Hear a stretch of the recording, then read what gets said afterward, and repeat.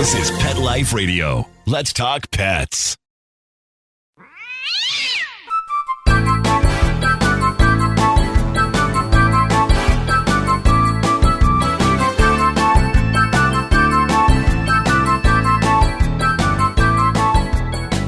Hey there, cat lovers. Welcome to 9 Lives with Dr. Cat.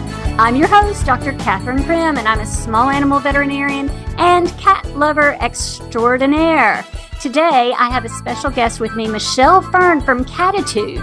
She's a cat expert, and we're going to talk about what are our cats doing? What are they not telling us? Don't you really want to know? Are we really able to understand cats? So, Michelle and I are going to talk about the mystery of cats right after this quick break.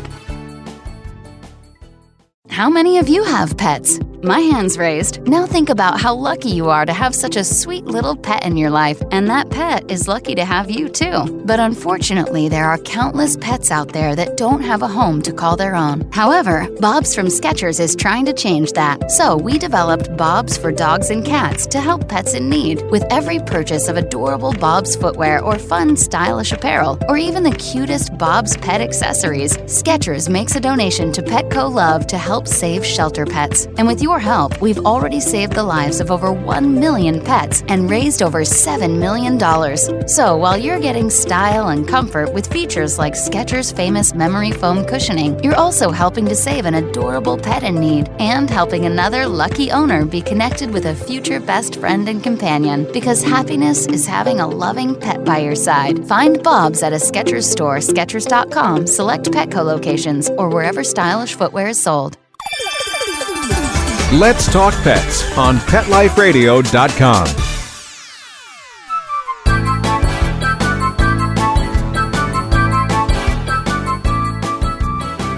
Welcome back to 9 Lives with Dr. Cat on Pet Life Radio. And I have Michelle Fern, cat expert, with me today. Hey, Michelle. Hey, Dr. Cat, thanks for having me on your show. And what a great topic. Hey, I'm super excited. So, why do you think we want to know what cats are up to? I was a dog person before I became a cat person, but I've heard this from all kinds of people. It doesn't matter if you've had cats for years, grew up with cats, they're always mysterious to you. And I think that you never know quite what they're thinking. So dogs give clues, right? We pretty much can tell what's on their minds, whatever. Cats, no. They can be one way one minute and then change another minute. And I think they just intrigue people. I agree. I think that cats are they're not like dogs. They don't burst into the room and demand attention. They kind of hover around the periphery of things and just seem to always be watching us. And they're just not easy to read. So maybe it makes us curious. Maybe it makes them seem mysterious. So I've got some theories for why we wonder what cats are up to and what cats are really up to. And I bet you do as well. Can we just talk about that? Oh, yeah. So I think that there are some unique things about cats that make them cats or that make them different. And as a veterinarian, I certainly see these differences every day. And one thing that is extremely unique about a cat is that cats are carnivores. They are obligate carnivores. They have to eat meat. So they have the mind of a hunter or the mind of a killer. Do you think you see that in your cats? Absolutely. And it's interesting you brought that up because I even spoke to someone, had a show on this, and because of all the plant-based this, plant-based that, and people trying to make their animals vegan, and they're not meant to be, especially cats.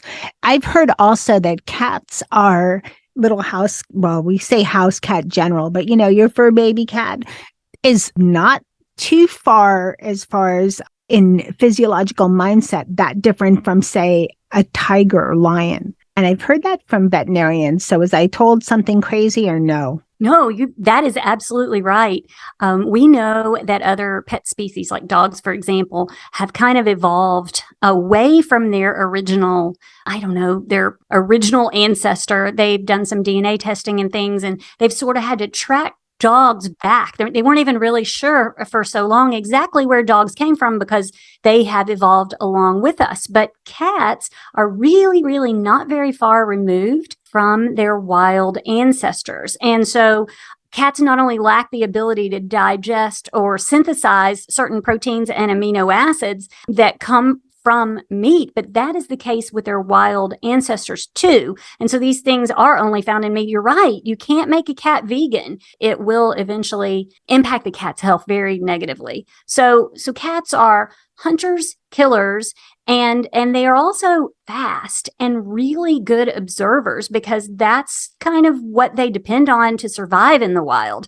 So stealthy, silent, sleek, and predator, I think makes them mysterious. Don't you agree? Absolutely. And I've also heard this, but it was only one person that mentioned this, that when cats groom themselves, we think it's to groom their coat and keep them clean, pull excess hair. I think a part of it's true, but this person said it's also because cats are considered prey. They want to clean themselves of any scent of food. Yeah. Well, that is true. I'm surprised you've only heard it from one person because not only are cats hunters and have the mind of a hunter, but they're also small. So they are prey. So they have to protect themselves and they have to be alert and ready to flee. So that's the reason that maybe they are on the periphery of things and always seem sort of ready to launch. Now, of course, I've talked about on the show a whole lot that I'm a fear-free certified professional. So I have to study the body language of cats and so on. So I know, and it's very interesting to me, that when you seek out the cat, that is the cat that doesn't want you. Because when you're looking at the cat going, kitty, kitty, kitty, when I'm in my office going, here, let me look at your eyes and listen to your heart. When I am focusing on that cat, it makes that cat feel like a prey item. And it makes the cat feel uncomfortable. So that's the reason cats, feral cats and pet cats, almost seem like they're lurking around the edges of our existence. And it kind of makes them a little more mysterious, I think. Do you agree? I think you described Molly really well. I mean, she'll come on the couch and sit with us, but she really is just, sometimes I see her and she's facing, the back of the couch, like just facing the wall, like as if she's like in my head, as if she's in trouble. In her mind, I'm done with you people. Leave me alone. Let me, just be calm and chill out. Is that right? Yeah, I mean, she's just being herself. But I think that cats themselves, with who they are, being both predator and prey, is fascinating for us. And I think that's the reason they seem so mysterious. We also know, though, that throughout history, it's not just our generation and just a mystery of our time, because people have always found cats mysterious and fascinating. I've had guests that talked about there's a cat museum that looks at intriguing cats. People have always been interested in cats. So another component then about what are cats doing and why do they seem so mysterious and why do they hide around the edges of our existence or seem to just be hanging out in the dark? It's partially because of us, of our perception of them. Don't you agree? I do. And I think I've heard that cats are nocturnal. And I know that they're nocturnal because I've heard it from experts like yourself, veterinarians and experts. So I know that. But I also think sometimes, does that include my cats? Because they're, in the home and then they're inside cats and they have a catio. I don't know I would like to film and see what they do at night because I think they just have regulated to my time clock. Well, cats are actually crepuscular, which means they choose to hunt at dark and dawn. So the transitions, like the twilight and the dawn, when the light is fading, lends itself to the cat being sort of stealthy. So cats that live in our home do eventually go to bed, but they might wake up super duper early by human standards because that's the time their body is telling them, hey, it's time to eat, it's time to hunt, whatever. So that's pretty interesting about cats. And they do have extremely good night vision. So they're sitting outside or in your house or in your catio and it's dark, but they can see each other and they can see the world around them so much better than we can. That is so interesting. And it's interesting about their time clock. I can't even pronounce that word. No. Me either, apparently. But that's why the cats wake me up early, even on the weekend. Well, plus they don't know it's weekend. So sleep in, you don't wake me up at 7 or 6:30. But interesting. I think that the mystery of cats comes both from cats and being, stealthy and mysterious, but also from us, because we instinctively are really not that far removed from our nomadic and sort of wild ancestors as well. And so perhaps we can instinctively perceive that cats are sort of hunters. I mean, there are cats, not domestic cats, hopefully, but there are cats that can kill and eat or hunt a human. So maybe we just sort of are hardwired to recognize that hunter mentality and just be sort of in awe of it. I know that I am in awe of cats. I think they keep the mystique going just by the fact that they're cats. My first cat was Dennis, and he's Maine Coon. What did I hear people tell me? I said, he's not like a regular cat. I've heard the term, Maine Coons are called the dogs of the catwalk. Yeah. And so I even remember telling a neighbor, your cat's a biatch and mine is not. So, I don't know what was I thinking, bragging about Dennis. They're different. They're just different. And then I got Molly and I realized she's a cat. That's how cats are supposed to be. There are certain breeds of cats that act a little more dog-like and certain individual cats that act a little more dog-like. Of course, we're just kind of talking about the general cat thing. But it's funny because when I reach out to guests for my podcast, I have a lot of friends that are in animal behavior and things. I'm sure you do too. And I will send out these questions. Why do cats do this or that or another thing? And I have one veterinary behaviorist that always emails me back and says, because they're cats. So it's not really that simple, but there are some really cool things about cats. I think we underestimate cats because they are silent hunters and they've adjusted to life on the planet here with us, but they are intelligent and adaptable. I love to watch cat videos, just online and social media. I like to watch them. And to me, some of the really most interesting ones, and even in my office, are, cats that meow at their people and the people talk back. Do you talk back to your cat? Of course. Everybody does, right? Everybody does. But the interesting part is that adult cats do not use meows to communicate with each other, but our pet cats communicate with us. So how awesome and amazing is it that our cats have learned that they communicate with one another using their body language, but we silly humans don't quite get it, that they understand that we don't quite get it. We're not getting what they're putting down. And so they have adapted to use meows to communicate with us. And it works because I talk to cats all day long. It's fascinating. That's very fascinating. And it's strange how Dennis is very quiet. He doesn't talk except when you feed him. He wants to make sure, even though he knows the food's coming, that you're going to give to him. Is that common? Well, so some of them are definitely more talkative. And you know what? Some breeds are more talkative. Just in my experience, I don't want to be too breed specific, but I had a cat. One of my first cats that I had on my own when I went to college was Merlin. I write about him in my book. He was very special, and he had a very big voice, and he used it. And it was because we believed it was because he was part Siamese, and Siamese cats have a very big voice. So, and I love their voices. So I do talk back to them. I admit it. And think about it. When your cat meows at you, you give him food, or you pet him, or you just look at him and talk to him, and that rewards him. So he's like, oh, good. Gosh, they finally got it.